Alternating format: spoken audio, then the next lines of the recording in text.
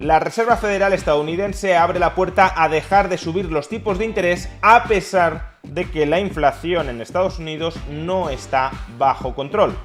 ¿Por qué razón en estos momentos la Reserva Federal decide pausar la subida de tipos de interés? Veámoslo. La Reserva Federal, el Banco Central de Estados Unidos, ha subido sus tipos de interés hasta el 5,25%, su nivel más elevado desde el año 2007. Y remitirnos al año 2007 no es una efeméride irrelevante, y es que en el año 2007 estalló la anterior crisis financiera que socavó los mismos cimientos de la economía estadounidense y de la economía europea. Precisamente porque en el año 2007 estalló esa crisis financiera, la Reserva Federal comenzó a bajar sostenidamente los tipos de interés para tratar de reavivar una economía que ya estaba colapsando.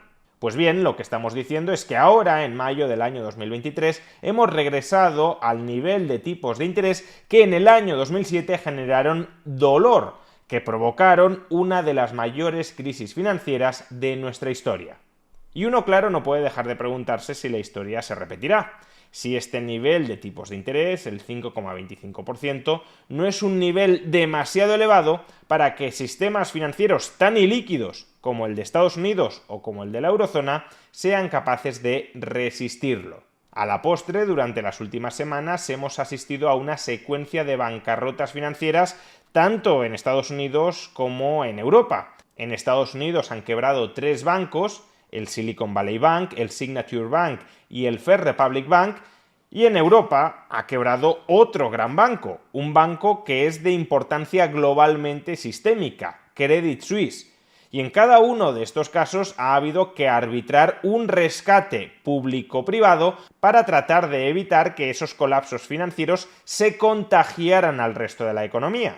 Y todas estas quiebras bancarias no han sido casuales, tienen un elemento común: la iliquidez de los bancos. Todos estos bancos estaban fuertemente endeudados a corto plazo, esa es precisamente la base de su negocio, financiarse sobre todo a través de depósitos a la vista, es decir, deudas reembolsables a la orden del acreedor en cualquier momento, y canalizar esa financiación que captan en forma de depósitos hacia inversiones a largo plazo.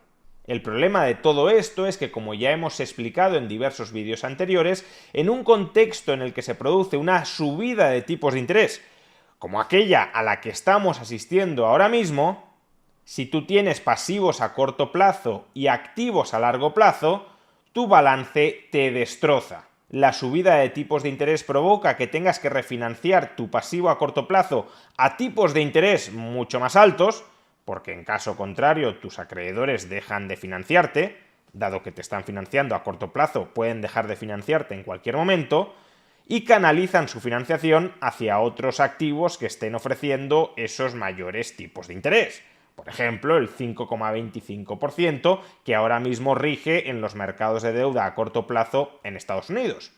Y a su vez, y con respecto a los activos a largo plazo, toda subida de tipos de interés provoca una depreciación del valor de mercado de esos activos. De manera que si el banco al que se le cierra el grifo de la financiación a corto plazo optara por liquidar sus inversiones a largo plazo, dado que no me financian, dejo de financiar yo también, con lo que se encontraría ese banco es con la realización de ingentes pérdidas en su balance. Estaría vendiendo a pérdidas miles de millones de euros o de dólares en activos a largo plazo, y esa realización de pérdidas por liquidación de su activo provocaría la descapitalización del banco y por tanto su bancarrota. Hagan lo que hagan los bancos más ilíquidos, aquellos invertidos a muy corto plazo e invertidos a muy largo plazo, y para más INRI, sin cubrir su riesgo de interés sobre sus activos a largo plazo, hagan lo que hagan los bancos más ilíquidos, están muertos con una subida de tipos de interés del calibre que hemos experimentado en el último año. De hecho, el reguero de cadáveres bancarios puede que no termine en las víctimas que ya hemos conocido. Los inversores ya están tratando de anticipar cuál será el siguiente banco ilíquido en caer. Por ejemplo, el PacWest Bancorp ya ha anunciado que, debido a su delicada situación financiera, está estudiando opciones sobre cómo sobrevivir. Por ejemplo, vendiéndose a sí mismo a otro banco que se haga cargo de su balance. Básicamente estamos ante otro banco ilíquido que se enfrenta a muy serias dificultades en este contexto de altos y crecientes tipos de interés. Por tanto, el problema es claro: estructuras bancarias y líquidas incapaces de resistir, insuficientemente resilientes, por utilizar ese adjetivo tan de moda, incapaces de resistir dentro del actual clima de altos tipos de interés.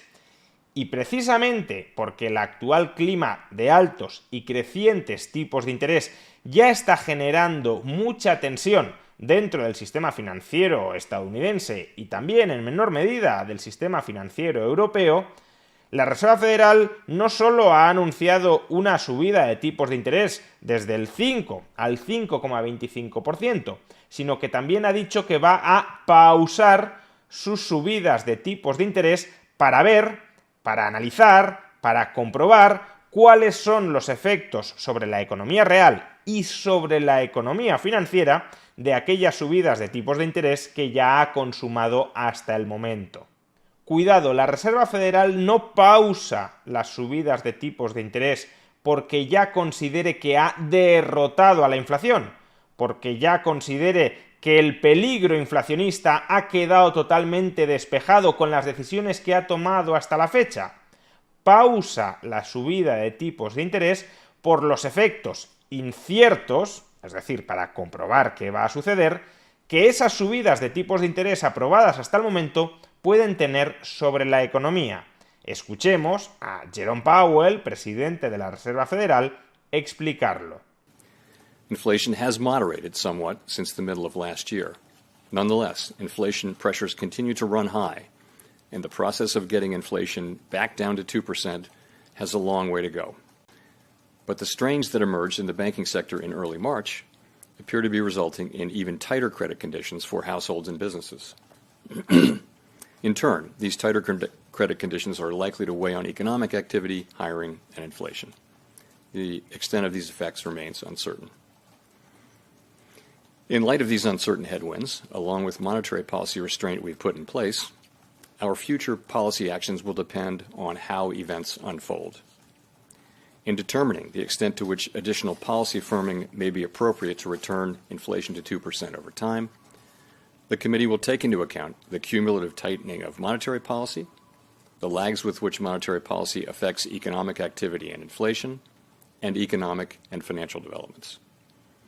We will make that determination meeting by meeting based on the totality of incoming data and their implications for the outlook for economic activity and inflation.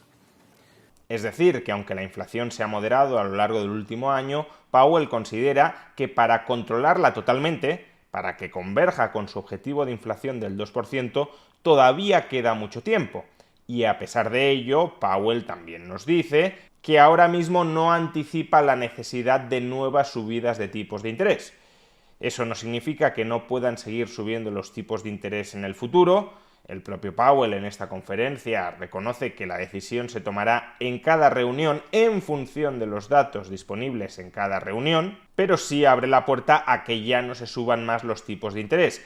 ¿Y por qué abre la puerta a que no se suban más los tipos de interés?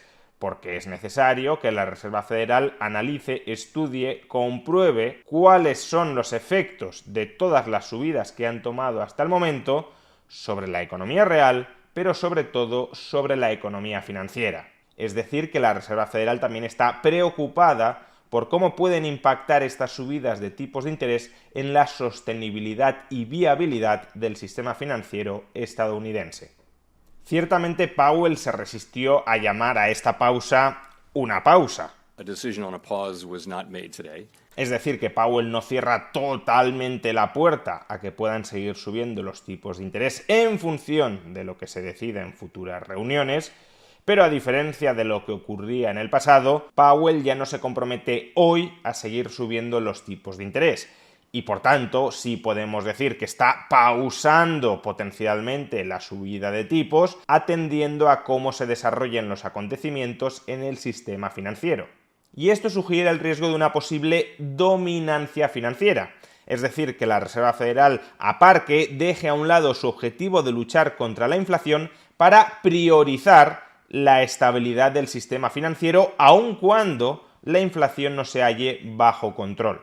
Por supuesto, la Reserva Federal no puede decir esto, porque si lo dijera, su credibilidad a la hora de luchar contra la inflación se vería muy negativamente impactada, pero a veces los actos hablan más que las palabras. Y los actos en este caso son bastante simples. A pesar de que la inflación en Estados Unidos no está bajo control, reconocido por la propia Reserva Federal, la Reserva Federal decide suspender potencialmente nuevas subidas de tipos de interés en atención a lo que está sucediendo en el sistema financiero. ¿Conseguirá la Fed controlar la inflación sin aniquilar mediante sus subidas de tipos de interés a aquellos bancos más ilíquidos dentro del sistema financiero estadounidense? Esa es la gran pregunta que ni nosotros ni la Reserva Federal es capaz de contestar ahora mismo, y por eso pausa su subida de tipos de interés.